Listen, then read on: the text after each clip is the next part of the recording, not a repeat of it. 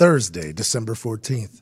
By the time you're done with this, you'll say, probably the best podcast I've ever listened to. We have interviews with two dudes who were fucking hysterical. Seth Rogen, he admitted to us that he's not high all the time, which is a mind blower. Also, some other interesting facts about the way he writes, the way he lives, everything. You don't even know this. You might have been some inspiration for a Seth Rogen film. You don't even know that. That's a real statement. What I just said to you is a true statement. So you're definitely going to have to check that out. And Anthony Ramos came out of fucking nowhere. Guy was in Hamilton. We did an interview with him today. Hysterical. What a great energy, great vibe. Like, he was just I want to hang out with this dude. Good dude. He might be your new favorite, like, Broadway person, I assume. He's also in a Netflix series that Spike Lee wrote. A Spike Lee joint. Spike Lee joint. Spike Lee doesn't like Caucasian people, I don't think. But he always makes good movies, which is great for me. Inside Man's one of my favorites. And She's Gotta Have It is the Netflix special that Anthony Ramos is on that is getting incredible reviews. And his interview with us, incredible. So I'm excited for this Thursday. At Sean Latham's here, at Evan Foxy, at Ty Schmidt. And this is going to be a fucking good one. Strap it up. We even got a Jim Kong update coming. What? Who's that? You said if you just started recently listening. You know him as Kim Jong-un. I know him as Jim Kong. Okay? Biggest troll on earth. Been covering him for months. I guess he's been up to some new shit. Bow, bow, bow, bow. So we'll have a Jim Kong update that is expensive. That'll be coming up with Nick Morado. I think you're going to be excited about that. Today's show is brought to you by Hims, a new wellness brand for men who don't normally go to the doctor. For men's. Yeah, let me go back to the... For the men's who don't go to the doctor, my men's in them. Smart personal care. It's not for people who don't normally go to the doctor, Boone. It's not. No, man. Like, listen, if you don't normally go to the doctor because you don't want to go to the doctor, like, Hims is looking out for you. They'll make your hair better. What? What? What? What else? Your skin better. What? What? Wow. And your dick better. What? Damn. What? That's a combo of three I can really use right now. Holiday season is amongst us, boys. It is all around us. You are meeting and seeing people for the first time. Maybe pictures are being taken. You need to look good. Because if you look good in these photos, bang, they're going to get used all year around the film. Oh, here's Johnny. He's at college. Yeah, look at him. Your hair's going to look incredible. Your skin's going to look good. Your dick's going to be great for whenever you finally get a chance to hook up with that girl from high school who's also back from school, and maybe she didn't know about you in high school, but now what? You're not in high school anymore. And you're not. And you know what? Your skin looks better. Huh? Your hair looks good. What? And your dick is harder. What? And there's so many other things that Hims can offer. It's just a personal wellness brand for any man out there who doesn't like going I don't like going to the doctor, you say. No. Nah, it's too intrusive, huh? Go to FORHIMS.com/Pat right now. You'll get a trial month of everything you need to keep your hair looking fantastic, which is a $67 value for just $5 today while supplies last. That's FORHIMS.com/Pat. Get a $5 hair supply that'll make you look good. Then while you're there, go ahead and dabble around with the shit to take care of your skin, a little moisturizer. Ain't nothing wrong with moisturizer. Get out there, look, be glowing, glow. Let your body glow. You know who moisturizes? The Rock. Yeah, he does. You know who else moisturizes? Blake Shelton. Yeah, he does. You know who else moisturizes? Not Tim McAfee. No, he doesn't. But those first two guys. Yeah, they do. Both have been the sexiest men on earth. And you should. I moisturize. From what I understand, people say when you touch their skin, it's like butter. It's like 5,000 thread count sheets. Yeah. Dry skin season. It is dry skin season. Let FORHIMS.com/Pat take care of everything you need this holiday season. Better hair, better skin, better dick. What? Better hair, better skin, better dick. What? Better hair, better skin, better dick. What? FORHIMS.com/Pat. Hey, today's going to be a good one. Hit the music.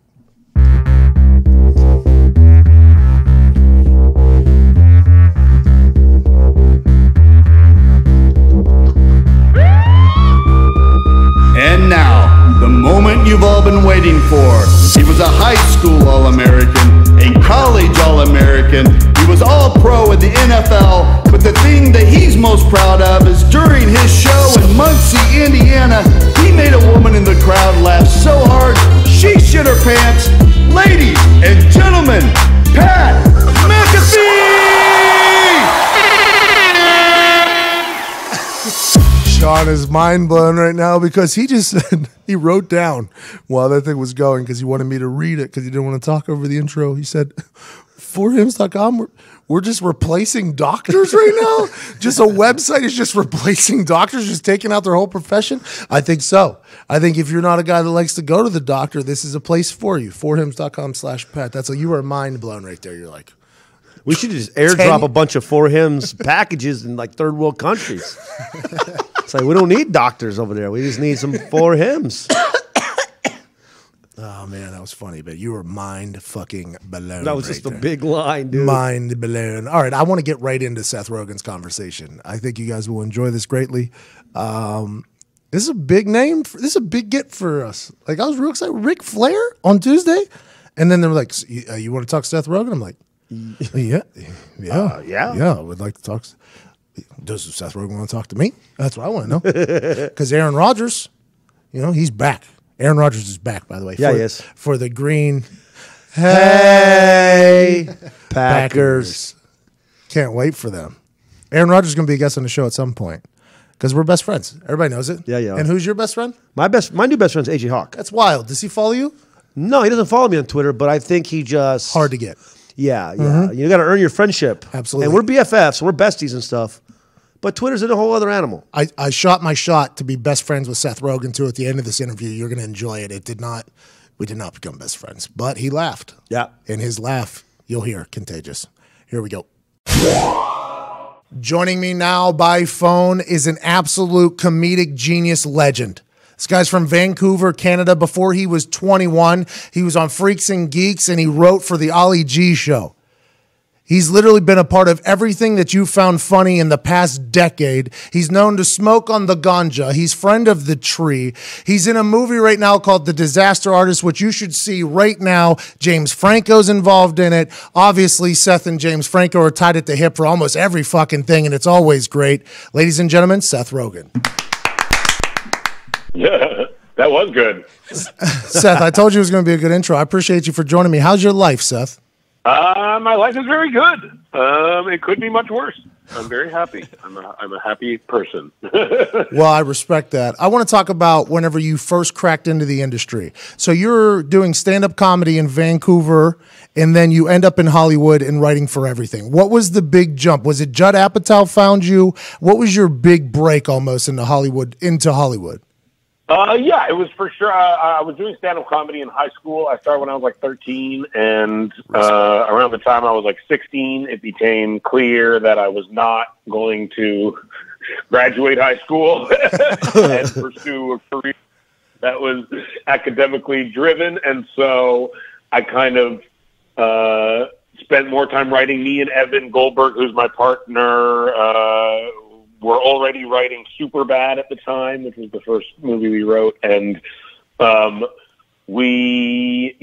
then I got an agent through doing stand-up comedy, and I auditioned for Freaks and Geeks in Vancouver while I was still in high school, and I got cast on the show from high school. And then I moved to LA, and that was definitely, James Franco was on that show. I met him when I was 16, and I've been working with him for the last 20 years, basically. So, yeah, that was definitely impactful.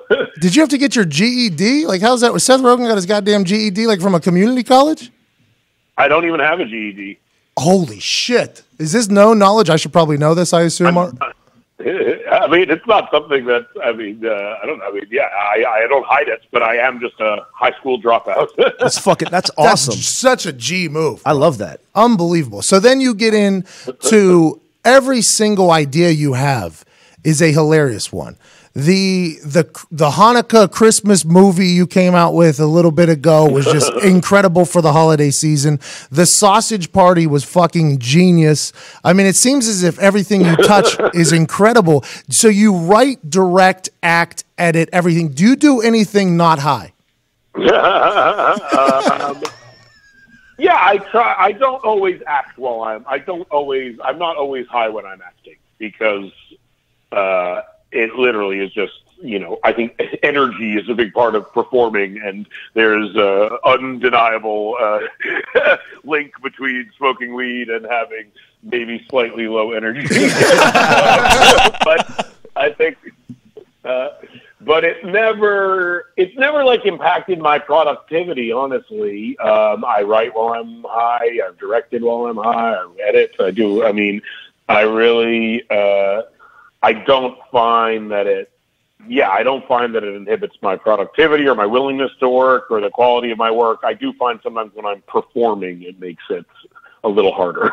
I respect that a lot because as a fellow high guy, I respect getting into the brain of other high guys. Have you ever had a moment where you go, oh shit, I'm too high, you trip out and stop smoking for like a week? And what was that situation? I've never had that moment. Wow. Never in your life have you gotten too high that you had to freak out? You've never tripped? I have. I never stopped smoking for a week because of it. It's a long-ass time. Do you just have like a library of scripts at home that you just have written that you just can go through and decide, maybe I want to do this one this year or next year? No, I wish. We have a lot of ideas that we're working on, but we don't have like backlogged scripts that are actually completed. We have a lot of ideas that we would like to write and that we're slowly finding the time to write. I wish I had just like a library full of scripts laying around. It would make my life much easier. Well, it fucking seems like you had Superbad whenever you're fucking 10 years old. I mean, Jesus Christ, that's like that's a movie that people base their life around, and you were like a adolescent child. But so set the scene for me for one of these writing sessions with you and your boys. Set the scene is there music like instrumentals playing in the background? What's the mood? What are you on a beach? Where do you do most of your action at when you write? We write a lot at one of our houses. At my house, we have an office. We don't love going to it. We generally just come to our office. Like to write at one of our houses. Me and Evan, we write together. We sit there together. If we're writing with other people, we sit there with them. We wrote Sausage Party with other people and two of our other best friends. And so, we literally all just sit there together and write together. And sometimes we listen to music. We pace around a lot. We kind of watch YouTube videos to fucking waste time and shit like that, and movie trailers. Give me a YouTube video. Give me a YouTube video that could have helped. A lot. That's hilarious. Give me a YouTube. Well, we watch like a lot of people getting hurt on YouTube, like comedy in our videos. In our movies, like the airbag joke from Neighbors literally came from YouTube videos. Like people were doing that to each other, and that's where we got the idea, was from seeing terrible people do terrible things to one another. And we do that a lot. Like I'm shooting a movie right now where I fall down the stairs, and it's just like you've seen a lot of people falling downstairs in movies. So we literally spent like hours on YouTube looking for like the funniest versions of people falling down the stairs to try to choose one. That's genius. Hey, that's fucking genius. That's like studying film. That's genius. It's like people are accidentally auditioning for stunts. They have no idea that. Hey, listen. Exactly. All right, listen, what we're going to do this week is Sean here is with me. I'm going to start pushing him down the steps and shit. If you ever need an idea, we would like to be one of the YouTube pages you come to. Perfect. Yeah, just film it.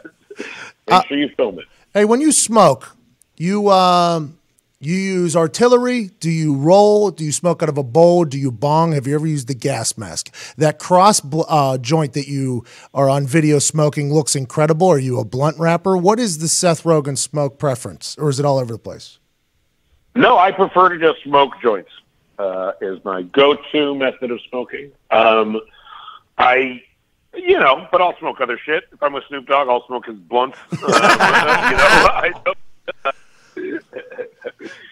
I'm not that picky, but I prefer to just smoke joints. I don't like pipes. I don't fuck with those vaporizer things that much unless I absolutely have to. I for sure don't smoke like shatter and shit like that just because you look like you're smoking crack when you smoke it. Respect. And I don't like, but yeah. Well, so we smoke a lot of vapes over here because it just is easy in public and to keep it moving. So I respect that. Have you ever hit the gas mask? Did you see the video of Laramie Tunsil, the offensive tackle from Ole Miss that got drafted by the Dolphins on draft day? His stepfather released a video of him hitting his gas mask in Ole Miss, and he didn't cough one time. And I thought it was one of the most incredible feats of lungsness I've ever seen in my entire life. That actually is pretty impressive. Yeah, I agree. I think used one. I think. Yeah, I think I've used one at some point, or at some point I've probably smoked out of every fucking thing you can smoke out of. I would have imagined. I mean, it's been it's been a long time. I've been smoking weed for 23 years. I assume in that time I've found every contraption that's out there. Seth, what's the? Do you ever? Like your movie ideas, do you just wake up one morning, you're like, oh, I think I should make a movie about this? Or are they like in your notes section on your phone for a couple, and then you talk to your partner, Evan, and then you guys get into it? Like, what's the concept? And when you start acting, are you all the way into that character that you're not even thinking of other concepts during that? Like, how does the brain work of Seth Rogen? It's interesting. I mean, we do have a lot of ideas. The ones that stand the test of time are the ones that ultimately are the ones that become movies. Like, we'll joke around a lot, 10 times a day. We'll be like, oh, yeah, this would be a funny movie. This would be a funny movie. But of those ideas, it's the ones that, like, we find ourselves still talking about a few days later, and then a few weeks later, and then a few months later, and then a few years later. Those are the ones that, the ones that stick in our heads and that we can't stop thinking about are the ones that ultimately turn into movies.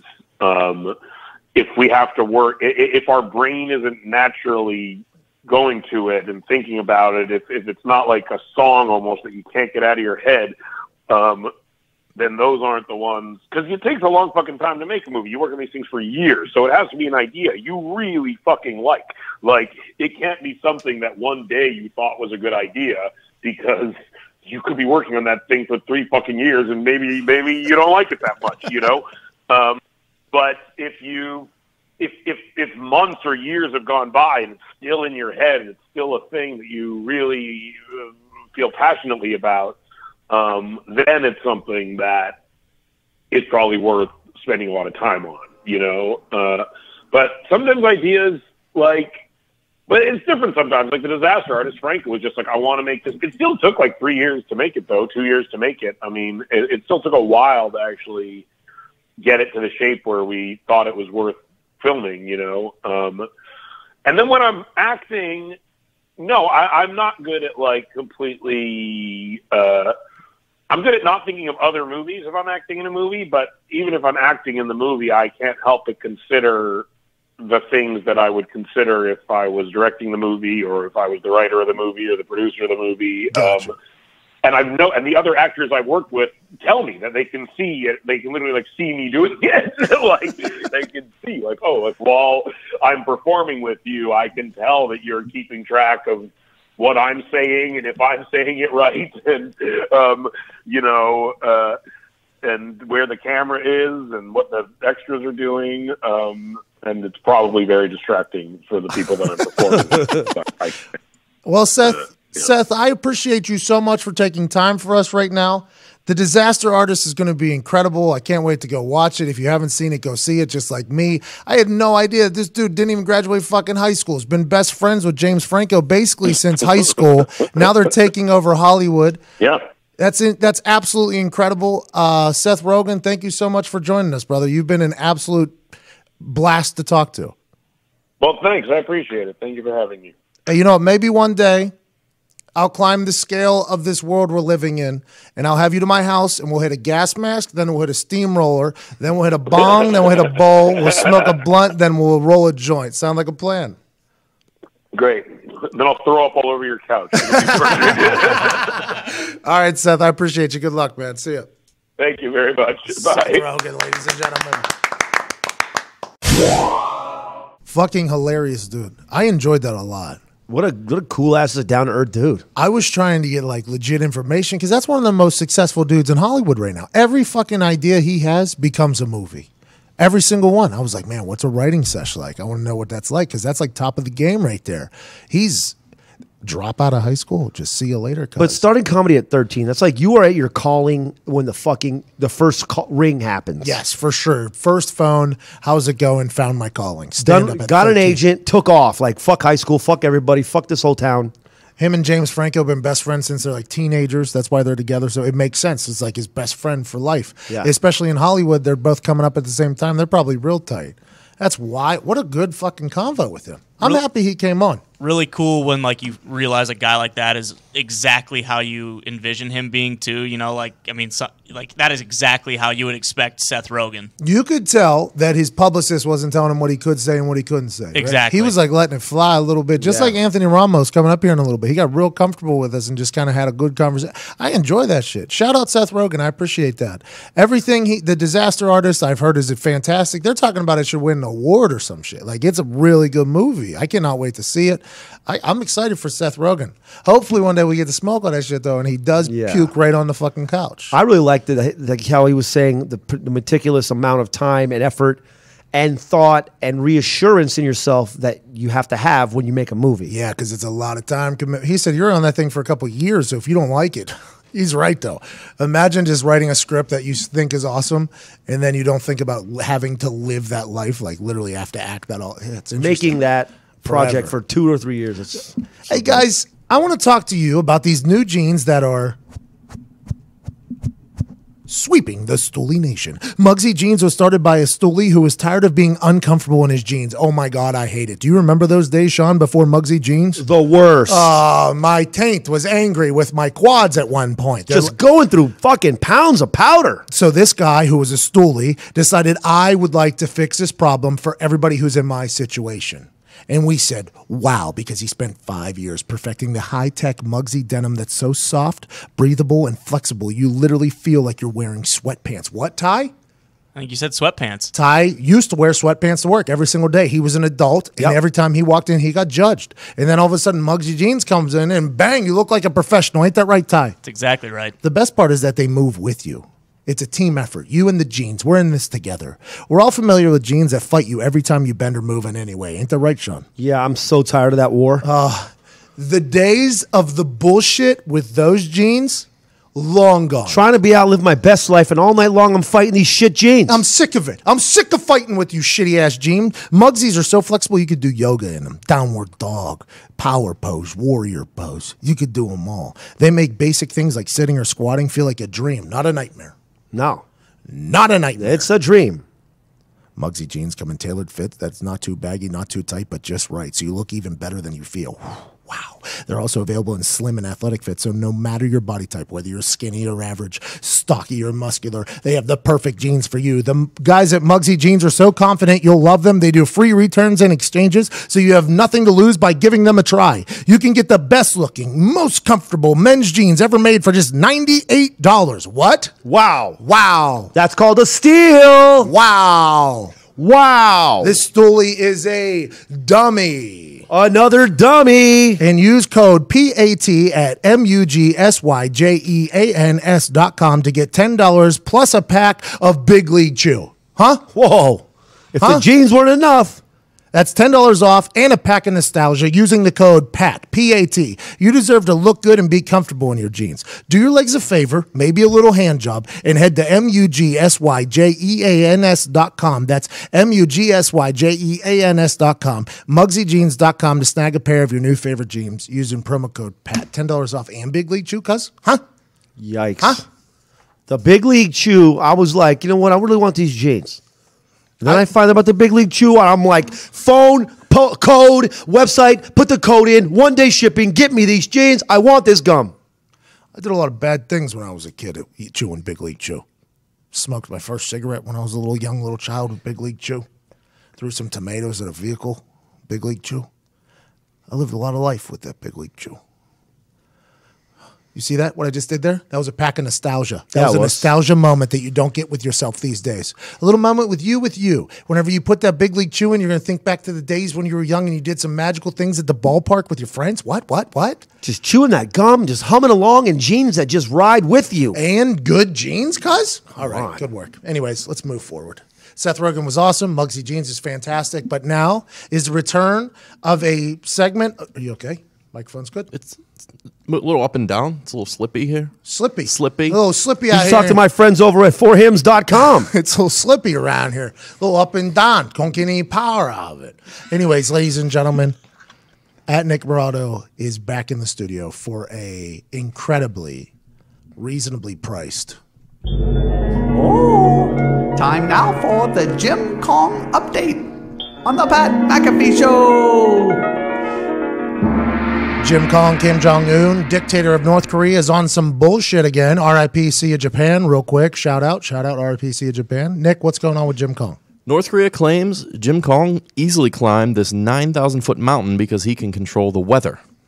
Braving the deep snow and temperatures well below zero, Jim ascended the top of the 9,000-foot active volcano to celebrate the recent successful nuclear missile launch. So let's get this straight. He walked to the top of a volcano, 9,000 feet, just so he could celebrate a failed nuclear launch. In a suit, probably. In a suit while controlling the weather. I think he had on Italian leather shoes, too, if I saw the picture correctly. I like that. Ferragamos. Probably Ferragamos. Chuck Pagano loves Ferragamos. When I put these Ferragamos on, you know it's a business trip, Pat. It's a business. You want the blue or the red? I got the black or the brown. Which ones do you want me to wear? Listen, this is a business trip. Sounds good to me, Ferragamos. This is what Jim Kong-un wears when he hikes up fucking 9,000 feet. What does he do? He controls the weather? He controls the weather.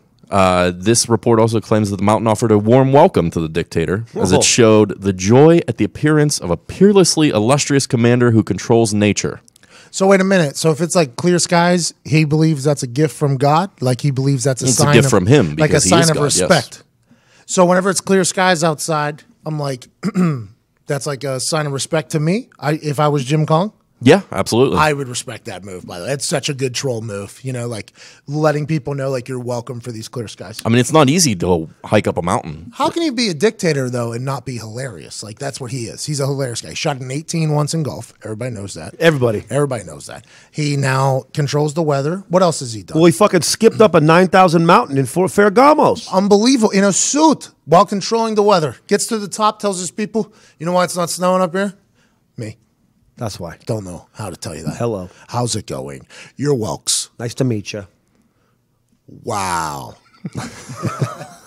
So, Dennis Rodman also. Yeah, I heard they're putting together a basketball game. He waxed him in a game of one-on-one, didn't he? Dennis Rodman. No, Jim Kong waxed Dennis Rodman in a game of one-on-one. Oh, of course. That's like Putin. Putin scored like 6 goals against Ryan Whitney. Remember that? He told that story. Oh, yeah. Didn't even have skates on. Was barefoot. Yep. Putin and fucking Jim Kong have this similar athletic prowess. It's incredible. Dennis Rodman and Jim Kong are doing what? They want to put together a basketball game between North Korea and Guam. Oh, really? How do we get on that Guam team? They were just threatening Guam recently. Now they want to play him in basketball? What kind of setup is this? Listen. There was a lot of talk about possibly bombing you out of your existence, Guam. We just want to let you know. Let's just play a basketball game instead. How about that? We just play basketball against each other. Your captain's Dennis Rodman. Ours will be Jim Kong. Let's just settle this thing in a basketball game. Rodman said, if I can go back over there, you'll see me talking to him, sitting down, having dinner, having a glass of wine, laughing, doing my thing. He said, I think a lot of people around the world want to see me go, just so I can do something. I've been trying to tell Donald since day one, come talk to me, man. I'll tell you what the Marshal wants more than anything. The Marshal. It's not even that much. What does he want? It doesn't say. It just says it's not that much. It's good tease from Rodman. Wow. Dennis Rodman's out here shooting promos to become like the ambassador to North Korea. I've been telling the president, come on by. I'll let you know what the Marshal wants. We'll clear this up. One quick conversation. What do you think Jim Kong wants? Money, power, respect. Bitches, hoes. He probably does, doesn't he? Jim Kong lives that life. He's got to have all that. He's got all that already. He just gives meth to his entire country, though. He's like the #1 meth dealer on earth, right? Every propaganda video is just an Instagram flex. It's a music video. Like he just wants everyone to adore him. You want to be him. I don't like that they live that life for the North Korean people. They don't deserve it. But man, this existence of this guy is outrageous. He's a character out of a movie. There's those lines for the internet, and none of them run to North Korea. Like there's not even internet in North Korea. He's just a part of the world that he controls that is not connected to anybody, and he just raises hell across the entire globe. It's incredible. He's like a little fucking mini, just He's a mini little troll. He's a real life troll. He's a real troll. He's the same height as when he qualifies as a troll. Respect, real small. Got them fake bombs too, cardboard box bombs and parades. It's hilarious, dude. So there's a mystery that I was hoping you guys could help clear up. Oh, we know the answer. We're detectives. That's what we do. We detect things. We're detectives detecting things. Came to the right place. Yes, you All did. right. So recently, Hold on 1 second. We're doing 2-for-1 cases. Ba, ba, ba, ba. Detectives detecting things. Ba-da. that one probably costs a lot less. Huh? That was an intro song. Yeah, that's free. Yeah, that's a free one. You just watched that. We gave that one away. Boo boo, boo boo. Detectives detecting things. Boo doo. Did you hear that? I heard it. I like that. All right, what do we got to solve? The Guardian reports that at least 28 North Korean boats washed ashore or were found adrift in Japanese waters. These are technically ghost ships because they are washing up on the shorelines of Japan with no crew. This is like a message in a bottle, though, from Jim Kong. It's just one of those things you throw out to sea and you just hope it lands somewhere and it sends a message. That's what Jim Kong did with these. This is just a big message in a bottle. He had like one of his little guys run it out past the wave line, and then it's just kind of, he knew it would float somewhere. So what do you think the message is? That his boats suck. You think? It's probably I think that they're just fucking boats they just send out to try to shoot at. You think that's his practice round? Yeah, those are just Are fucked those up in ships he's Was playing. this in the Sea of Japan? Yeah, they're washing up on the shorelines of Japan. And they just float off. Listen, The East Sea, please. yeah, listen, I know personally that not everybody calls it the Sea of Japan. CNN does, okay? America does. Weather channels do. But Such a better name. when this song was released, we got some hate mail in Japanese that looked like a lot of just like objects. But then when you see translation on Facebook, they're telling us that we're the dumbest people on earth and that it's called the EC, not the Sea of Japan, you idiot. And I'm like, well, you need to take your little troubleshooting issues with CNN and the Weather Channel. And maps. And the world, okay? And untranslate. Thank you. Listen, the Raptivists have been going to bat for these Sea of Japan fish that now that we know that he was just having targets out there, these fish were just swimming around. And all of a sudden, out of nowhere, Nick, what happened?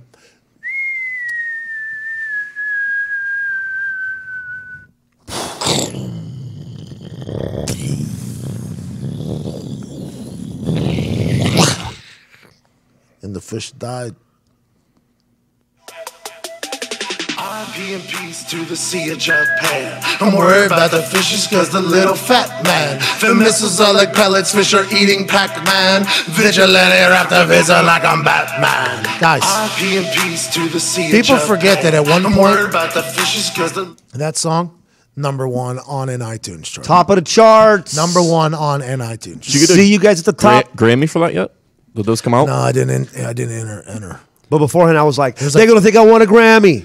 They're going to think I won a Grammy. Who said that?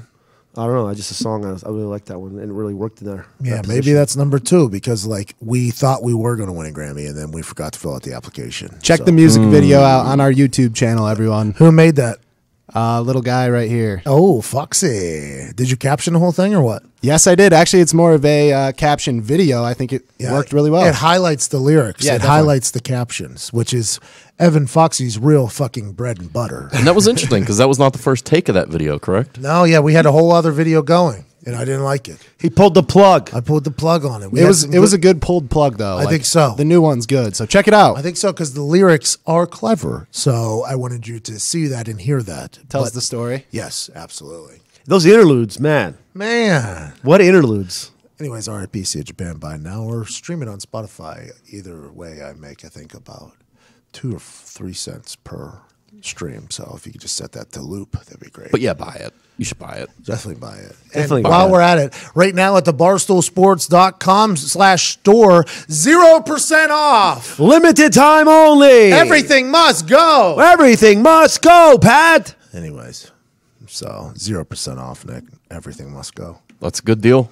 Anything- I'm in. What else is going on in your world? How's hockey? Hockey's fantastic. We're just waiting for football season then, and we can really get into it because now we're kind of splitting time right now. Nobody gives a fuck about hockey yet, right? Because it's about to be like serious time of NFL, and then once serious time of NFL falls off, then hockey picks up. Now, this is my first time outside of the NFL, so this is a pretty biased opinion. No, I mean, you're not wrong. Hockey season is really long, and it drags for a lot of people. And it's hard, right? It's a tiring-ass sport. I mean, I played goalie for a semi-pro team. You did. Around town here in a pair of jeans. Real comfortable. Those are real comfortable, though. But that was tiring as shit. They play 100 games, it feels like. 80 what? 82. So many games. It's so long. Jeez, just let's shorten that thing down to 20 games. 20 games. If you're playing playoffs, though, you are playing 100 plus a season. Yeah, I love hockey playoffs. They're probably the best thing on TV. I mean, that's for real, too. And you just got to hope that good teams stick around so their fan bases carry it. Yeah, absolutely. That's the real key there. Yeah, absolutely. What's that? I'll say still like one of the best sporting events I ever went to in my life was when you just fucking wrapped it up one day. Like, let's go to Pittsburgh on a jet. Yeah. And go to this fucking playoff game in a booth. How awesome was that thing? That was the most unbelievable electric shit. Bro, the whole play, it was OT. It was Capitals, Pens. It was Pens, Caps. I can't remember what game it was. Maybe game 5 or 6. Game 5. Yeah, Patrick Hornquist scored an OT. Yeah.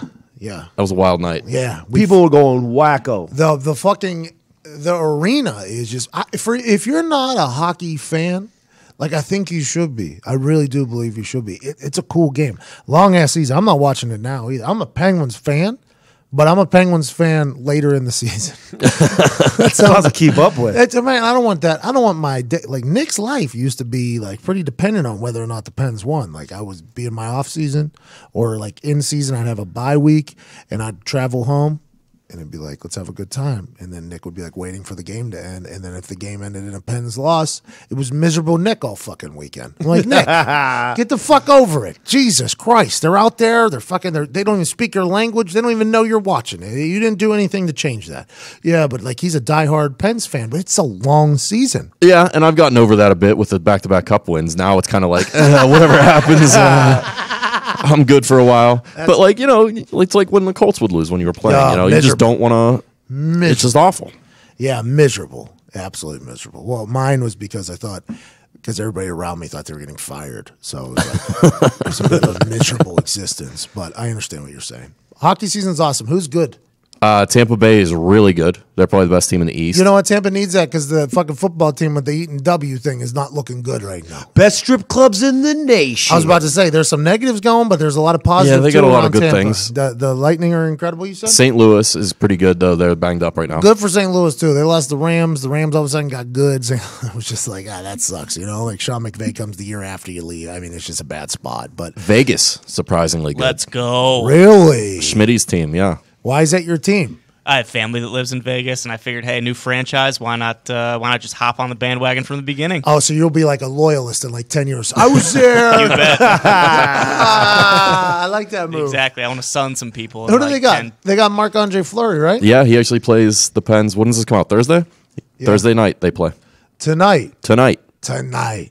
Marc-Andre Fleury, Matt Flower, multiple Stanley Cup champion for the Pittsburgh Penguins, returns home in a battle against the young rook who took his job, Matt Murray.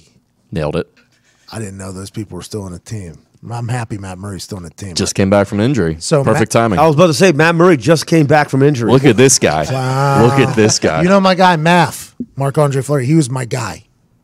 I was a Pens fan, like a sloppy Pens fan. I'd come back home, big Pens watch party, maybe go to the game every once in a while, and Marc-Andre Fleury was my guy. That was your guy, though. You always pulled for him. Math. I pulled hard for Math, always. Even whenever he was having a rough day. I've been there when I saw him get like 6 goals scored against him. I went hard for him, you know. I was like, get off of his back. But then I saw this Matt Murray guy play, and I'm like, well, Math, see you later. You know what I mean? Matt Murray's the truth, right? Yeah, he's struggling a little bit this year, but we'll see. We'll see how the second half of the year Marc-Andre goes. Fleury, incredible goalie, good guy in Pittsburgh. Great guy. Good guy in Pittsburgh, too, so I'm happy he's doing well. And I'm happy since you've been a fan since the beginning. Yeah, we're happy to have him in Vegas. That's hysterical. It's hot out there. All right, Nick. We got a chance to talk to a guy named Anthony Ramos earlier. You know who that is? I've heard of the name. Have you ever heard of this play, though? Like, Are you cultured or seriously? Get your culture game up. Why don't you step up and just? You ever heard of this? Little culture, maybe? No. Fuck, it's still wait. It's insane, man. Man. You ever heard of this, Nick? Hey, man. Right here, hold on. Alexander Hamilton. Ever heard of him? He's a black guy. Yeah. Duels. Duels. Big on duels. He's the one who created duels. Not duels. A real champion created duels too. That guy was going through some shit. Oh, I can't drink, huh? How about but I miss the taste of beer. I want a beer taste. I'll make a non-alcoholic one. That person was on later in life when he created that. Did you enjoy duels? I don't think I've ever had one. I mean, beer in general, you got to really like to drink. Dilly Dilly, though. No free ads, but Dilly Dilly's the only one that's drinkable. Yeah, you especially. You're super picky now. Come on, guys. There's a shitload of amazing beer out there. Yeah, Dilly Dilly for sure. Mm-hmm. What are you, an IPA guy? You're a craft guy? No, I like porters. I like fucking dark beers with mixed with like coffee and shit like that. There is a direct correlation to those weird beers and serial killers. That's a fact. You can look it up. Well, then California has became murderers' fucking heaven because no shit. That's what everybody's been trying to say this whole everybody's a murderer there. Then everybody's just out killing. We don't know that. I mean, before I moved to Indy, people were not drinking regular beer out there. Very rarely was someone. Yeah, but I feel like that came and went, right? That was like rollerblades. Rollerblades had a run there for a while. Now they're out. You know? No. You go there right now, it's the same. IPAs had a rollerblades type run. They're big. They were hot. They were real hot. Big. It was like everybody invest. And then now, I just don't know. I mean, you got these bars that have 400 taps. They got to be regretting that for sure. Are people still drinking weird beers everywhere? Yeah, but I think the craze has died down. Now I think it's back to the diehards again. Huge in Michigan. Absolutely huge. Anywhere they have weed, people love really good beer. But weed is legal. Good. They're not getting shit canned. Like we're here, people What just are like you let me just shove. They're not people get collectively. Indiana and like the Midwest is getting way more shit faced. Than the fucking West Coast. People get hammered on the West Coast, but it's a different level of like consistency and how much you drink every single time you drink. You're talking that some people would call that maturity, and those people would be very judgmental. They'd be very judgmental because they'd say the people that can control how much they drink. What's that? I think most people would rather drink like a case of Dilly Dilly than drink one IPA that's like 18% alcohol. And, 18 is fucking super high. That's America. I don't think I've ever seen an 18%. What I just heard from behind the glass there was an American speaking back there. Well, because people are smoking a shit ton more weed over there. I don't know if anybody's more than me. I don't know if that's happening. Well, I mean, as a group of people, not just individuals. You can go be... Only when I'm in Colorado, though. I only do it when I'm in legal states. Yes. Yeah, everybody knows that. But, I mean, everybody has their own fucking... You roll it around, it's like a wallet having weed out there. Everybody's got weed. It's all fucking lit. So they drink like 4 or 5 regular beers, like like more tasty beers. We might become the morning show for L.A. for a little bit. K-Rock. 1-0, whatever. Pow, pow, pow. Bing, poof, pow. What's going on in traffic? Dan. Well, thanks for asking. Oh, look, there's the chopper. He's live in the chopper. How's it looking out there? Oh, we got to sell stuff to commercial. We'll be right back. All righty. We'll be right back to the podcast. Not like that, though. Not like that. But that has happened a lot. It is fun, too. And that is a successful... All them motherfuckers wouldn't do it if it wasn't a successful... formula. There's some reason they act like that, by the way. There's some reason mainstream people do shit in the corniest ways possible for some reason. I don't know why, but for some reason that happens. It doesn't make any fucking sense to me. I don't get it. It's so much fun to mock now, though. I really love it. We're in a good world. Pow, and we're back. Where's the cowbell? Ling-a-ling-a-ling-a-ling-a-ling. Wake up. All right. Well, we have an interview with a guy from Alexander Hamilton. If you do recall, Nick isn't classy enough to have ever seen it. I have. Sorry. Before we talked about him, I want to make sure everybody knows that not only did you grow a mustache and cut it up perfectly, you also fucking Sharpied it on your T-shirt. This fucking guy Sharpied a mustache on his goddamn T-shirt. It was my lady's idea.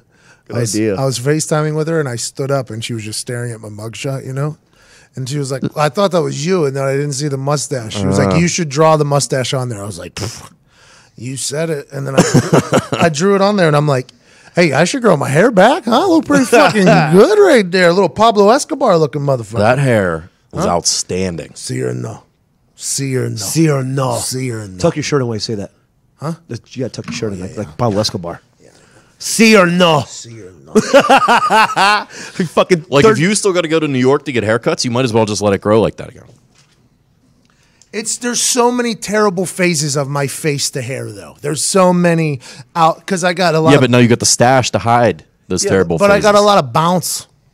So my hair, whenever it's not long, Good volume, and yeah. it's short, it just goes in a terrible manner out. I think I should think about it though. That's what you get for having 4hims.com. My hair is just so incredible. You know, I put my Muggsy jeans on and my 4Hims hair products, and I just go ahead and flex all over the fucking place. Just bouncing, bouncy, volume, thick. Who got shiny. that bounce to the ounce? Who got that bounce to the ounce? Your hairdo, your hairdo. Did you hear that? That's like morning show shit we just did right Yeah, there. yeah. Ants.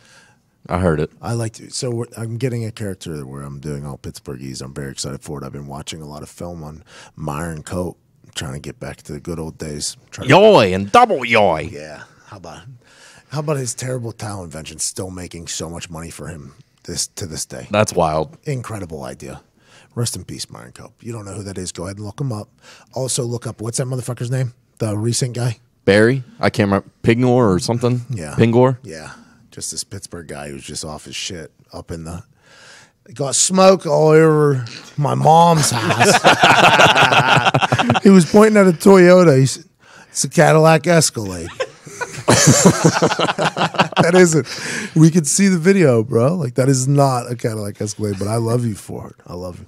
I've been a meat cutter since the 80s. Diner, Giant Eagles. I both corporate and commercial, you know. There's a real gem in the hills. Been cutting meat diner. Pittsburgh people are a different animal, dude. They're entertaining as a motherfucker. They got a lot to cheer for in Pittsburgh right now. The Steelers are good. They're hot. We'll see what happens on Sunday, though. Just running into a pissed off New England Patriots team. That's good news. And, I felt good about the game until that happened. and Gronkowski, right? Yeah, he'll be Gronkowski's back. Yeah, bro. It's all right. We got Juju. Tom Brady. We get Juju back. Yeah, but Tom Brady just lost to Jay Cutler on primetime football, and now he's got Gronkowski. I know. Now he's got Gronkowski back. I don't know. Like, I'm a big time fan of and a friend of a lot of people on the Steelers. Chris Boswell, good friend of the show. Good friend of the show. Good friend of the show. God damn. And that's like, this game matters, but it doesn't matter because, like, it's for home field in the playoffs potentially. So, like, you know, if they lose, it's not the end of the world, but Yinzer's walking out of there if Patriots win. Yeah, it don't matter. I mean, don't matter. We go. we'll see him in January. We go up Foxborough anyway. You gotta win. You gotta beat everybody. Gotta go through New England. Yeah, it don't matter. It don't mean shit. Tom Brady. It don't matter. We'll get him later. Bill Belichick. You remember he had them video, the Spygate. He had these videos. Oh, he was taping everybody on defense. Yeah. We got to take him down in the playoffs. That's incredible. All right. This interview was with a guy who was in Alexander Hamilton. You ever heard of it, Nick? Yeah, I heard of it. Never seen it. I don't know. How many times have you seen it? Well, just a couple times. I didn't know if we were going to spin into another convo after that. I've asked that question a lot in the last, I think, 10 minutes. Have you seen Alexander Hamilton? I haven't, Pat. Oh, I have. So I've seen it, and it's a great story. And after you listen to this interview, you're going to see that I was just my peers, the peers of mine that also watched Hamilton, that this guy got to meet, perform in front of. You're talking about Spike Lee giving him directly a standing ovation. You're going to enjoy this conversation with Anthony Ramos. Here we go.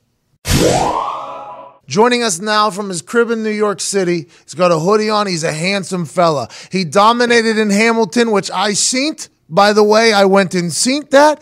The Hamilton play was incredible. Now he's a star, and She's Gotta Have It, which is a Netflix thing right now that is incredible. 87% on Rotten Tomatoes, and they don't like anybody. They're giving it an 87%. Spike Lee thing. I think he's in the next Godzilla.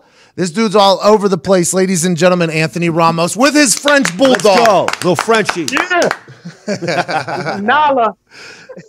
How old's Nala? A little white French bulldog. She's like 10 months. Have Doing you ever, whatever she wants. have you Sorry, ever I woke you up. have you ever had a puppy before? Nah, dude, this is 100% the hardest thing I've ever done. in my life. Ever. People don't. It's like a real baby. Like that thing shits all over the place. I bet, especially in New York. Everywhere, bro. You gotta mat train a doggy. You gotta put the little mats down every time they're about to go to the bathroom. You go pick them up and throw them up on the mat every time. Oh, we do, bro. It's but tough. she does it right next to it. She's like, oh, I see the mat. Put 3 mats bro. down. Boom. She shits. Oh my. She shits next to the mat and then watches you while you have to clean it up. Absolutely. She sits there and that's exactly what she does. She watches me. She's like, oh, thank you so much. I'm not gonna do it. That's incredible. You got any good shoes ripped up yet? Nah, dude. She's just ripping up holes and trimmings and everything. I'm just like, it's like, God help me. Hey, I have a question for you. So you were a baseball player who could sing? Is that what you were? You were a baseball player who could sing, and now you're just like this incredibly talented all-around dude? Yeah, I mean, I was a baseball player, man. At one point in time in life, and but yeah, I always liked to sing, and but I wanted to go to college to play ball and pitch, and I was I had gotten into a D3 school, and I was like, all right, I'll go over there and figure out my life after that. But as long as I'm playing ball, I'm good. But all my applications got withdrawn. I was like, it was wild. Like for whatever reason, my family was going through some things at the time, and we couldn't get the applications, the FAFSA application in time. So I had no school to go to, coming out of high school, and I was thinking about going to the Navy instead because I was like, well, I ain't really got no vision.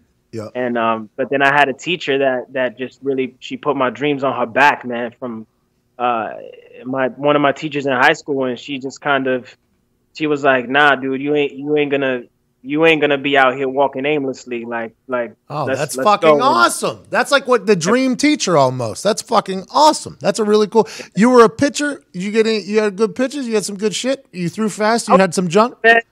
I was, man. I was, I wasn't throwing 90, bro. So I had to like a little curveball. My changeup was my joint.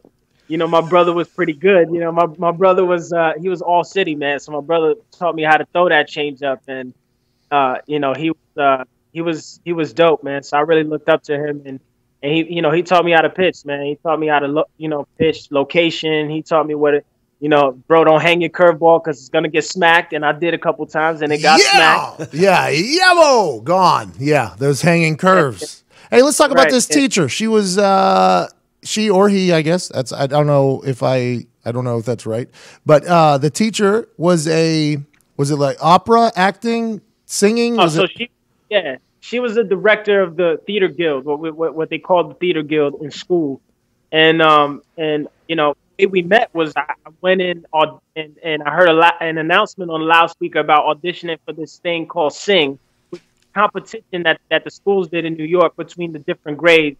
They wrote 45-minute musicals and competed, over the course of 2 nights, and the audience would pick the winner. And we didn't have enough students who joined, so we had to combine all the grades. She was the director of that show. Yep. And I didn't know that this is what I was auditioning for. I heard an announcement on a loudspeaker about come audition for Sing, and I was like, yeah, I like to sing. Maybe let me sing one song. Okay, my mom would like it. What song is your go-to in audition? What is your audition song? Well, for that one, I sang John Legend, Ordinary People. Oh, wow. You crushed it, I assume. I assume you crushed it. Now, I did. And for Hamilton, which has become my go-to song, is Bruno Mars, Grenade.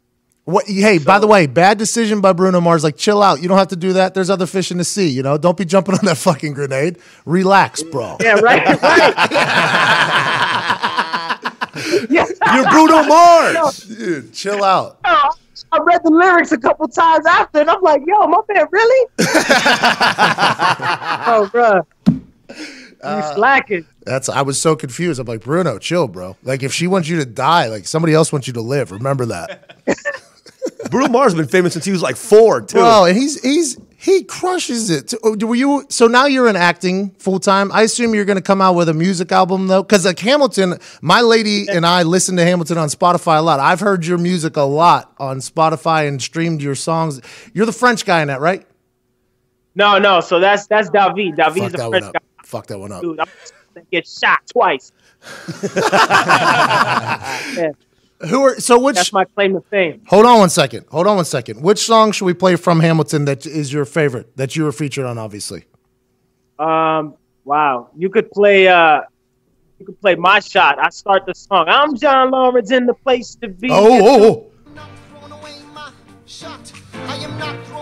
Can you hear that? Can you hear that? Yeah. You need him on Friday Bangers. That's you? Nah, man, that's Lynn, dude. I'm in the beginning of the song. Wait, it's the song before, right? That's the song right before. My bad. Hey, listen. Hey, you try to make me. I felt real dumb there for a second. I felt like I was very disrespectful to a lot of things, and then it was on you. That shit was on you. That's not the vibe here, man. At the end of this or the first? It's like right after. It's right there. That's the joint. Or you can play "Blow Us All Away." "Blow Us All Away" is my. Jesus, you know what? A lot of options here. Okay, a lot of options. It's like 50 songs on the album, bro. It's so good. You're literally just rewatching the show whenever you listen to it afterwards. Which song do you want to? Which song's the go-to? Blow Us All Away is the joint. Blow Us All Away. I can't wait for this. Did you enjoy the Hamilton run? It was the most successful fucking play in modern history.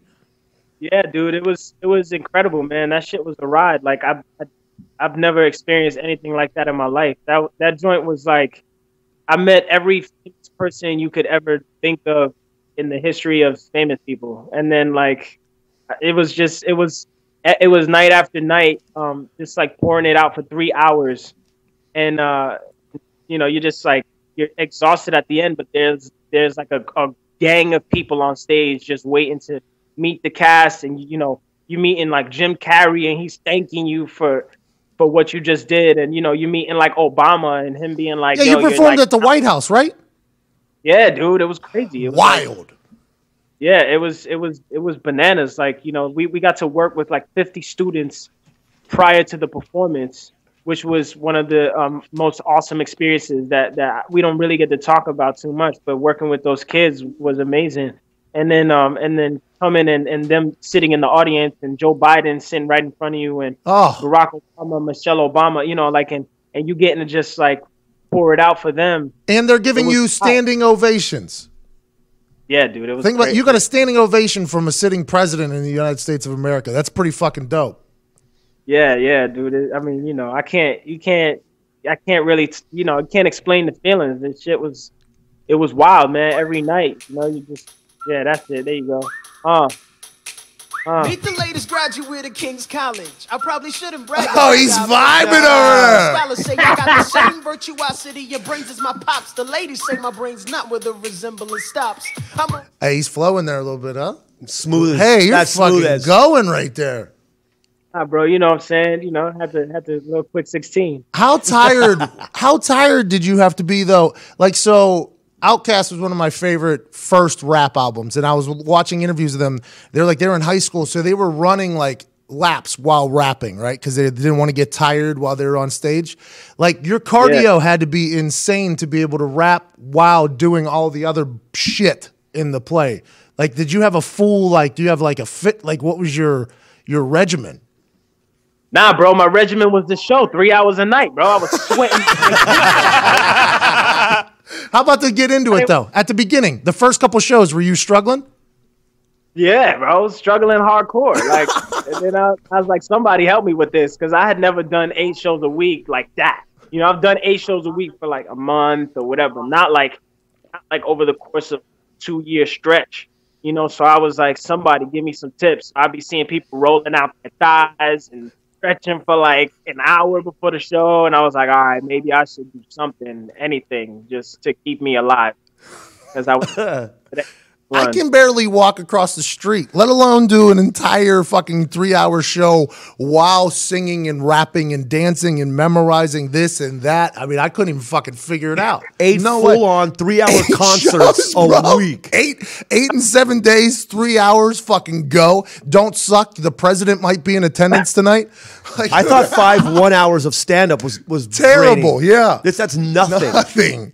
Yo, at the end of my shot, like if you really look closely, we had all of these layers on, but at the end of my shot, it was like Lynn, Oak, David, and myself. We walked down stage and we end in this like grand fashion. But bro, when I tell you that I needed a fucking nebulizer, bro, because I couldn't breathe. I don't know, bro. If you watch closely, you can see my lungs just in and out. And then right after you go straight into another song, and I could barely breathe, and I'm over here trying to sing, and yeah, it was wild. All right, let's talk about She's Gotta Have It. Spike Lee's original first movie, right? And then they made it a series on Netflix. That has to be incredible. You enjoying it? Yeah, it was his first. Yeah, it was his first like big commercial film that put him on the map, and like it was dope that he gave me the opportunity to play that role, man. He called me out of nowhere. It was funny. Like he came to the show, and when we were off Broadway, and my man is like clapping really aggressively and pointing and clapping aggressively. Wow, just like that. He's like clapping and pointing in the second row, and my boy comes over to me like we're bowing, and my boy Chris next to me is like, he ain't pointing at me. and I was just I was like, whatever. Next thing you know, like a month later, I get a call.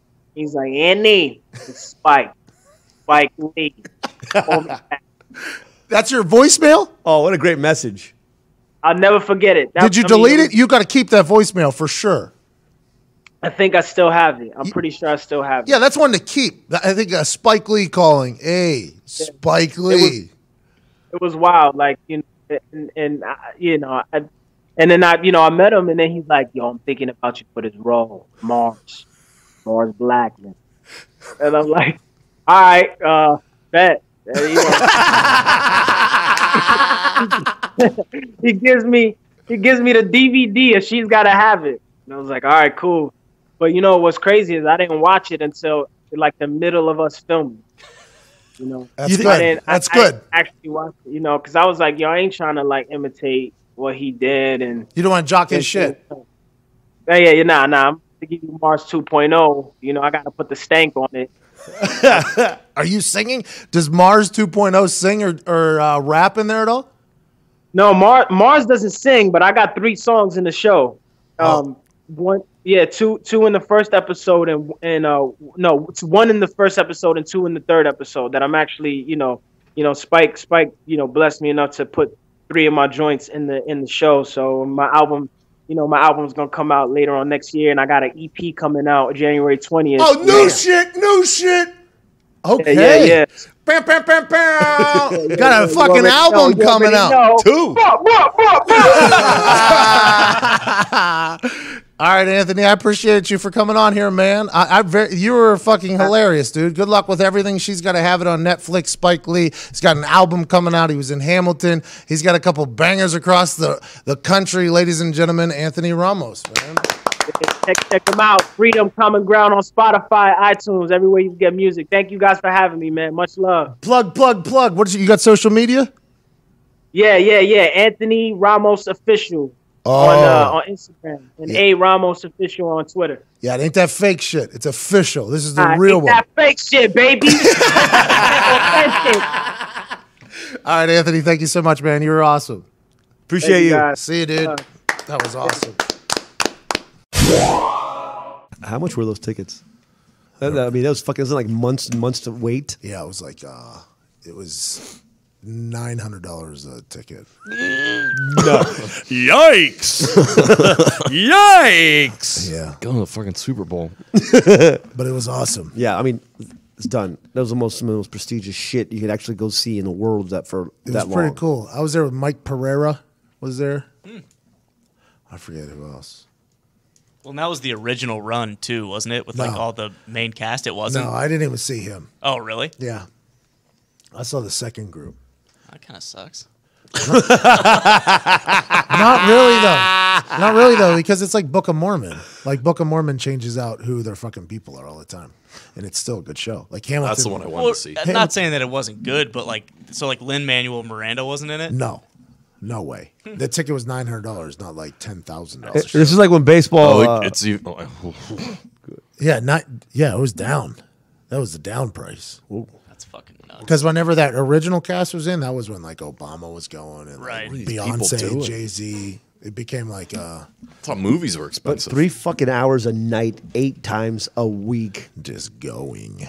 6 hours, obviously, one night. Just going. Could you imagine We that? got to write a play.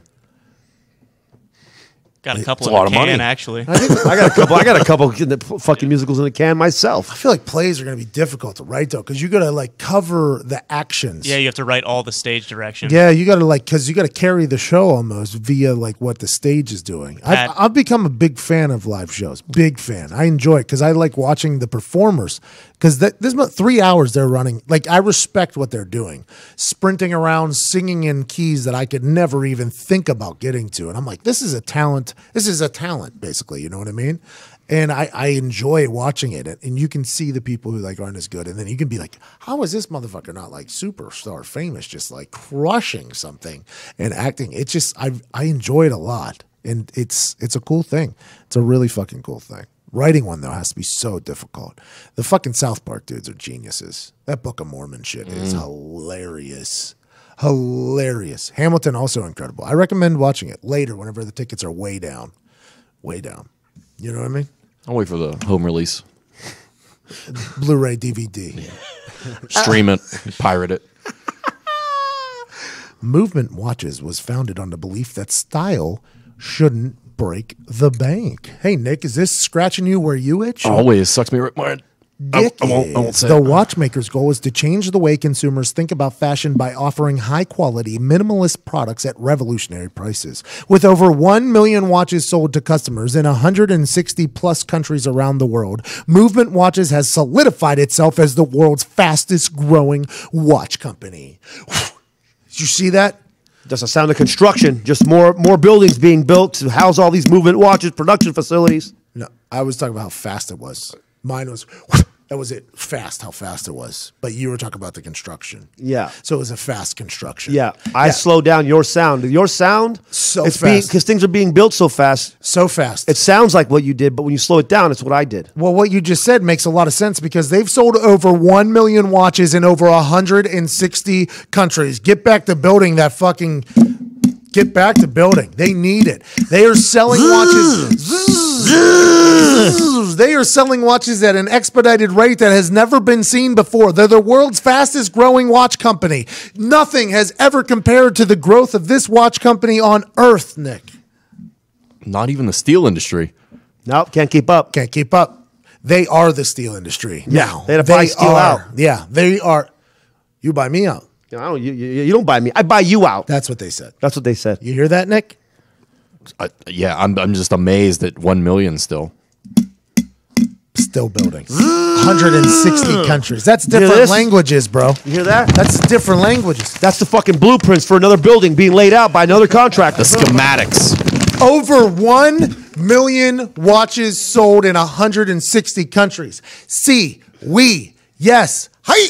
Those are 4 different languages of yes, yes, yes, yes, because it's all over the place with different countries.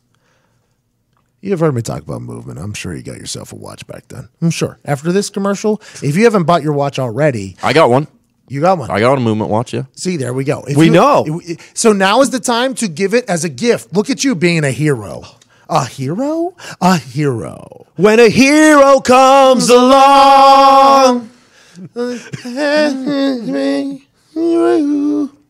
Get 15% off today with free shipping and free returns by going to mvmt.com/McAfee. Free shipping, free returns, 15% off, mvmt.com/McAfee. This watch has a really clean design that makes a great fashion statement. You give it as a gift, you're a hero. You wear it yourself, you look like a superhero. Now we're talking. It's a win-win. Movement watches. Over 1 million sold in 160 countries. They can't all be wrong. There's a reason.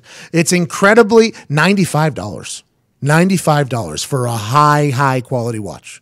Oh, what's that? That's called a steal, Pat. Steal. This is another company trying to go out of business. Who cares? Fuck them. Let's go buy every watch they have. $95. They're giving it away. They're giving it away. They're basically paying you, and now you're getting 15% off too. mvmt.com/McAfee, MCAFEE. Go get a watch, give a gift as a watch, whatever. Do all that stuff. Movement watches are really nice. They are. They're legit. They are absolutely legit. So you should go get one. 15% off. 15% off. I better hear chairs getting pushed out of the way as people are getting up out of their seats. Well, that's why I took a break right there. Yeah. Because I knew there was a pause moment coming from a lot of people. They're going They're getting up. over to their Explore page. What did he say? 15%. 15%. Yeah. Oh, did you hear that? Do the math. I think we're only paying like 80%, babe. That's what he says. It's a fucking steal. Yeah. I hope everybody that works in the front office over at Movement Watches are all wearing a Movement watch and watching the tick-tock of the clock tick as their business goes out and underground. Yep, because it's not going to last much longer. $95, everything must go. MVMT.com/McAfee, 15% off, free shipping, free returns. All right, guys, that's about it. Might be the best podcast in the history of podcasts, not sure. I don't know. Definitely top one. At least up there. Yeah. At the top of an iTunes chart at some point. Yeah. At Nick Morado, how are you feeling? Fantastic. Thanks for having me. No problem. At Sean Latham, how are you? I'm wonderful. Another great night. Absolutely. At Evan Foxy, what's good, bub? Excited for our Friday Bangers special guest. Oh, yeah. Friday Bangers coming live tomorrow. We will propel you into the weekend in a fashion that has never been done before. We will penetrate your ears with just energy and happiness. You're going to be like, yep, so much freedom coming at me this weekend. That's what tomorrow's episode is about. At Ty Schmidt, how are you? Doing great. Aaron Rodgers is back, folks. You mean from the Green Hey Packers? Yeah. Yeah, I mean, you can say what you want. We're winning the Super Bowl. So I'm on your side there, by the way. Making the call. Yeah, because, I mean, you always want to bet on your friend. Yeah. Your best friend. Your bestie. A-Raj. A-Raj.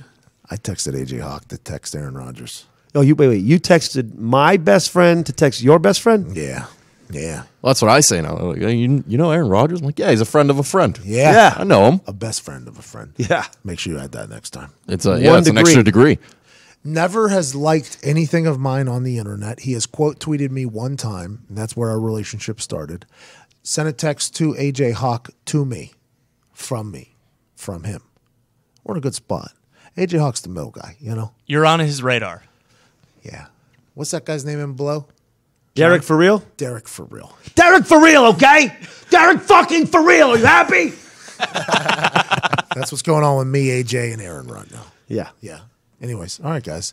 Thank you so much for listening. I hope you have an incredible Thursday. Tomorrow's going to be a good time. By the way, tonight, who plays? The Colts and the Broncos. Go ahead and lock this one up for you. Colts. I don't know what it is because I think everybody wants to lose at this point because they, like all the front office is probably hoping for losses so that we can get a higher draft pick.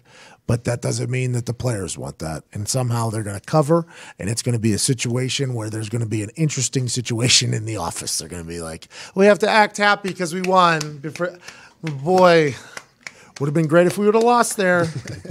Hey, who's playing? The Pens and the Knights. Oh, the Pens and the Golden Knights are playing. Vegas. Ty Schmidt's Golden Knights since the beginning versus Nick Morato's Pittsburgh Penguins since the beginning. Since day one. That's awesome. I think the Pens win for sure. For sure. By far. See you later, Maff. Welcome home. Lock it up. Are you really? Lock it up. Wow, Nick. Go ahead and hit it. I mean, that's against my squad. I don't know if I can lock it up. Listen. Lock it up. Lock it up. It's fucking You Nick's tell lock. this fucking guy to lock it. It sucks. Fucking He's gotta lock hit it it. Nick, up. say it again. Lock it up. What is it, though? Pens over Knights. Yep. Why? What do you want to do? You lock it up? Lock it up. Go ahead. Oh, Ty. You better lock it up. Ty, Lock that it hurts. up. doesn't Lock it? it up. Lock it Ty had to press Lock the it button to play that. A bet against his own goddamn team that he has zero affiliation to. Respect. We'll see you tomorrow.